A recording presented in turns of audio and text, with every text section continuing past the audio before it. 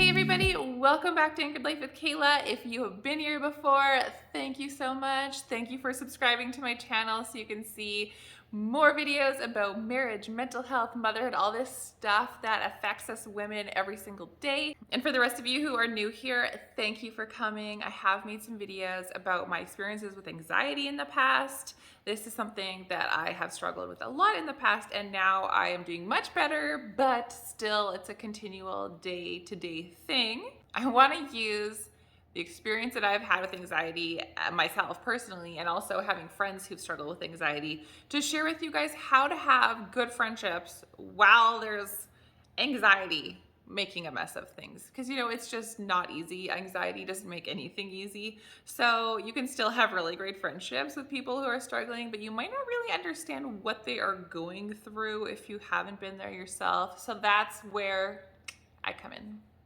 I had a friend who would literally be like halfway to my house already, and then she would just turn around and go home because she had so much anxiety she couldn't actually make it all the way to my house. And at the time, I just really could not understand how she was already in the car. She was already halfway to my house and she couldn't make it that last distance and had to turn around. And I kind of took it personally. And then later in my life, when I started struggling with anxiety more, started having some panic attacks, I realized that sometimes you just can't do something and your brain is just not letting you, and you have to turn around and go back to where you came from. Once I had some experiences with panic attacks myself, I realized that you can't assume that everyone's going to be able to do everything that you can do. Just because you are well enough to have a hangout tonight doesn't mean that somebody else is. And it might seem ridiculous to you at the time, but it's not ridiculous when you're actually in the moment and you are struggling with your mind and your body, like clashing and attacking each other, and it doesn't look like anything's happening from the outside, so no one understands. Maybe it doesn't faze you at all to go over to your friend's house, but for some people, just leaving their home can be debilitating. There was a period there where I didn't even want to go to the grocery store, even though I knew I had to because that was my responsibility and how are we going to eat otherwise. But I would just feel so anxious being in crowds of people and having these people, and I have to push my cart through it. I still do not like grocery shopping. I have to ram my cart through tiny little aisles, and when people leave their cart in the middle of the aisle, like, come on. Anyways, let's get back on track. What I was trying to say is you don't really know what someone's going through unless you've been there yourself. So assume the best of your friends. Assume that they want to hang out with you, that they would love to be able to come if they could. They would love to be able to do these special things with you, but sometimes they literally can't, and it's nothing personal against you. That's why we need to cut our friends, and strangers actually, some slack when we feel like they're acting unreasonable.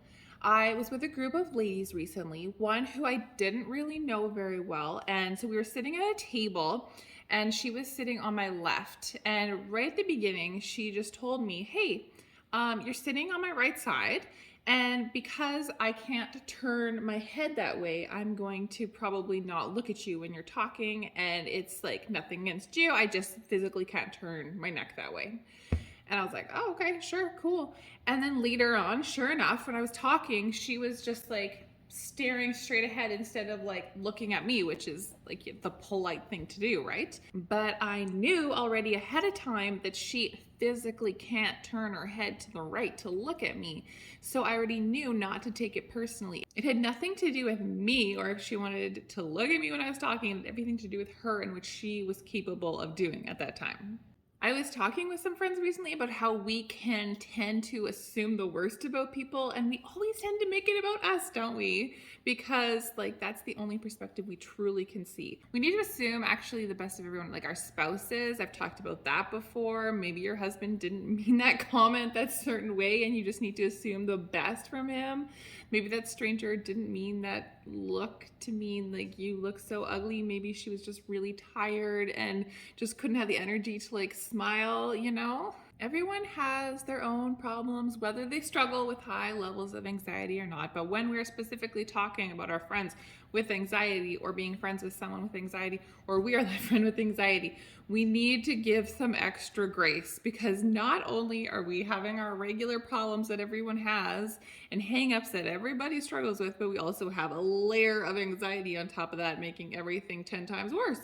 If your friend isn't calling you or texting you as much as you would like, don't take it personal. Assume that they want to be texting you. They want to be talking with you, hanging out with you, but maybe they're not even having any energy to get off the couch today. I'm like bouncing the couch around, pounding this. How about we just remember maybe they're having a really hard time and it's a struggle to get through the day today. Ask what you can do to be supportive and to be helpful. Maybe there is something that you could do, or maybe they want you to come to their house, or maybe they still want you to keep texting them because they like getting texts from you, but they just can't respond back. I don't know. Ask them. You don't know what they're thinking until you actually ask them. So just talk to your friend about it. And then keep inviting your friend. Don't forget about them just because they have some hangups that are holding them back right now. Things will get better, and maybe they're not thinking that things are going to get better right now, so you need to be there for them to remind them that things are going to change. It's not always going to be like this, and I'm still your friend here. Like, that's what friends are for, right? We're supposed to be there for each other in the hard times and the good times. So make sure that you're a loyal friend and be there in the hard times, and just keep inviting them, because who knows, they might say yes one time, and they probably just feel good knowing that you still think about them and you still want them at things, even if they feel like they have to say no. If you enjoyed this video, please let me know by hitting that like button, leave me a comment down below, and maybe share this video with a friend or family member who you think could really use it. Maybe someone who is struggling with anxiety, or someone who has a friend struggling with anxiety. I know that this video would be helpful to them, so make sure you send it along to them. And because I'm all about being real, this is the backdrop I had behind me. And this is what else is going on around here.